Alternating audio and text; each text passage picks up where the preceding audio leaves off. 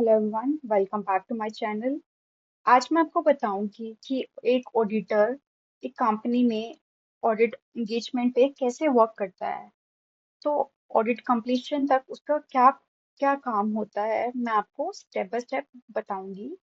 तो आपके मन में क्वेश्चंस होंगे कि ऑडिटर कैसे एक्सेल शीट्स देखते रहते हैं या फिर उनका मेन काम होता है फ्रॉड को पकड़ना या फिर फाइनेंशियल स्टेटमेंट्स को देखते रहना।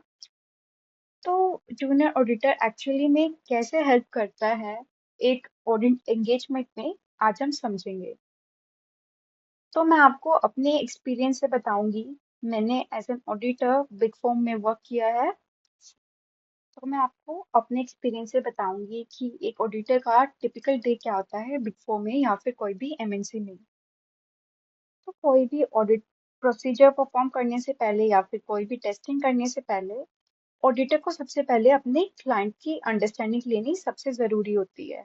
तो हम समझते हैं कि हमारा क्लाइंट एक्चुअली में क्या करता है, हम रिव्यू करते हैं उसके प्रायर वर्क पेपर्स और जो भी ऑडिट प्रोफाइल फाइल्स प्रोवाइड की जाती हैं, हम उन सब चीज़ों को चेक करते हैं अपना एक्चुअल वर्क स्टार्ट करने से पहले, ताकि हमें अंडरस्टैंडिंग हो कि हम एक्चुअली करने क्या जा रहे हैं, किस कंपनी का किस क्लाइंट का ऑडिट करने जा रहे हैं एंड प्रायर ईयर वर्किंग कैसे थी, राइट। सो इसके बाद सीनियर ऑडिटर या फिर ऑनशोर टीम हमें डे टू डे टास्क देती है। तो हमारे जो भी मेन टास्क होते हैं वो रिवॉल्व अराउंड होते हैं कि हमने ऑडिट वर्क पेपर्स बनाने हैं, टाई आउट्स करने हैं and we have to do the substantive testing. Mainly जो भी बड़ी कंपनीज होती हैं उनके पास एक सेट टेम्पलेट होता है to follow to prepare the audit work papers, और हम प्रायर ईयर की रेफरेंस से लेके हम करंट ईयर के फिगर्स को अपडेट करते हैं in our audit work papers. तो सबसे पहले हम जो भी मेन अकाउंट्स होते हैं उनकी लीड शीट्स प्रिपेयर करते हैं। तो लीड शीट एक समरी होती है जिसमें हम current year balance prior year balance update करते हैं और उनकी आपस में जो भी वेरिएंस है वो चेक करते हैं। तो अगर जो भी वेरिएंस है वो अबव होता है जो हमारी डिजाइन लाइक सेट थ्रेशोल्ड होती है, तो हम उसके लिए फर्दर टेस्टिंग करते हैं या फिर एक्सप्लेनेशंस मांगते हैं मैनेजमेंट से। तो हम जितने भी मेन अकाउंट्स होते हैं लाइक कैश, पेरोल, पीपीई, हम सबकी लीड शीट प्रिपेयर करते हैं एंड उसके बाद नेक्स्ट प्रोसीजर्स परफॉर्म करते हैं। तो उसमें नेक्स्ट प्रोसीजर हो सकता है बैंक रिकंसिलिएशन टेस्टिंग।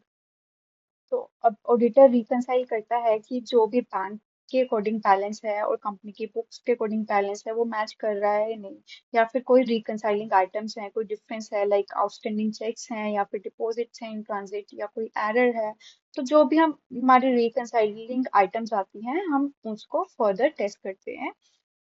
अब आता है ऑडिट का core work, that is test of details. हमें पता है कि सब्सटेंटिव प्रोसीजर्स में दो सब पार्ट्स होते हैं, one is test of details and second is substantive analytical procedures. तो जैसे कि ऑडिटर का मेन टास्क होगा हमारा कि सब्सटेंटिव टेस्टिंग करना, तो टेस्ट ऑफ डिटेल्स के रिलेटेड हम पहले तो सैंपल ट्रांजैक्शन सिलेक्ट करेंगे। एज एन जूनियर ऑडिटर वो हम नहीं सिलेक्ट करते, हमें ऑलरेडी सैंपल्स प्रोवाइडेड होते हैं एंड हम वेरीफाई करते हैं एंड परफॉर्म करते हैं टेस्ट ऑफ डिटेल्स। हम परफॉर्म करते हैं with the help of different source documents like invoices, purchase order या फिर कोई भी पेमेंट प्रूफ। ठीक है, हम चेक करते हैं कि ट्रांजैक्शन जेन्युइन है या नहीं या फिर जो भी अमाउंट है वो एक्यूरेट है या नहीं। तो कंपनी की जितने भी मेन अकाउंट्स होते हैं लाइक कैश या फिर ऑपरेटिंग एक्सपेंसेस, पेरोल या फिर रेवेन्यू, कॉस्ट ऑफ रेवेन्यू, तो हम उसके लिए मेजर टेस्टिंग करते हैं लाइक लीड शीट्स प्रिपेयर करते हैं, टेस्ट ऑफ डिटेल्स परफॉर्म करते हैं एंड ऐसे ही हम सारे ऑडिट वर्क पेपर्स क्रिएट करने में हेल्प करते हैं। इसके अलावा हम बाकी के ऑडिट प्रोसीजर्स भी परफॉर्म कर सकते हैं, टेस्टिंग कर सकते हैं लाइक कट ऑफ टेस्टिंग। ठीक है, कट ऑफ टेस्टिंग में क्या होता है कि इसमें हम एक कट ऑफ टाइम पीरियड ले लेते हैं, फॉर एग्जांपल दिसंबर के लास्ट 5 डेज, जनवरी के स्टार्टिंग के 5 डेज।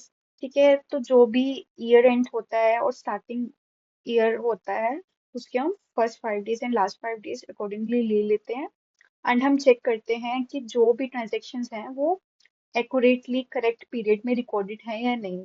ठीक है, तो हम basically inter bank transaction check करते हैं ये 10 डेज के पीरियड में, या फिर जितना भी कट ऑफ प्रोसीजर का पीरियड हम हमारे पास होता है, हम टेस्ट करते हैं, इंटर बैंक ट्रांजेक्शन को चेक करते हैं इसमें कि वो एक्यूरेट पीरियड में रिकॉर्डेड हो।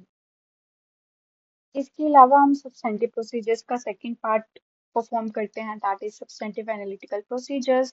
इसमें हम चेक करते हैं वेरियस ट्रेंड्स, ठीक है, कंपेयर करते हैं बैलेंसेस ईयर एंड के, ठीक है, करंट ईयर बैलेंस के साथ, और चेक करते हैं कि कोई अनयूजुअल वेरिएशन तो नहीं है, तो उसके बेसिस पे हम फर्दर टेस्टिंग करते हैं। तो जो भी वर्क पेपर्स हम प्रिपेयर करते हैं, या फिर जो भी टाई आउट्स करते हैं, या टिक मार्क्स करते हैं, हमारे जो भी सीनियर्स हैं वो रिव्यू करते हैं, और उसके अकॉर्डिंग हम अपने कमेंट्स अपडेट करते हैं, एक्सप्लेनेशन देते हैं, ठीक है, और वैसे ही साइन ऑफ कर देते हैं जो भी हमने अपने डॉक्यूमेंट्स प्रिपेयर किए होते हैं। तो अगर मैं जूनियर ऑडिटर का काम समराइज करूँ, तो उसका मेन वर्क होता है to prepare the audit work papers, जिसमें हम मेनली लीड शीट प्रिपेयर करते हैं and test of details perform करते हैं रिलेटेड टू डिफरेंट अकाउंट्स, ठीक है, टाई आउट्स करते हैं, टिक मार्क्स करते हैं, बैंक रिकंसिलिएशंस करते हैं, and we can also perform the cut off procedures, SURL testing and so on. कि आपको क्या टास्क दिए जा रहे हैं, क्या रिस्पॉन्सिबिलिटी दी जा रही है, वो आपके रोल के ऊपर डिपेंड करेगी, आपकी कंपनी के ऊपर डिपेंड करेगी, एंड आप जो ऑडिट एंगेजमेंट परफॉर्म कर रहे हो उसके ऊपर डिपेंड करेगी। तो मेन टास्क तो यही है कि हम as an auditor substantive procedures करते हैं या फिर टेस्ट ऑफ कंट्रोल्स करते हैं, बट अगर आप ऑफशोर टीम में वर्क कर रहे हो, तो आपका मेन जो भी टास्क इन्वॉल्व होगा वो सब्सटेंटिव प्रोसीजर्स के रिलेटेड ही होगा। तो अगर इन फ्यूचर आप एज एन ऑडिटर वर्क करना चाहते हो, तो आपको सीपीए कंसेप्ट्स की अंडरस्टैंडिंग होना बहुत ज़रूरी है अगर आप यूएस क्लाइंट्स के साथ वर्क करना चाहते हो। तो डेफिनेटली मैं आपको इस चीज़ में हेल्प करूंगी through my videos explaining the different CPA concepts.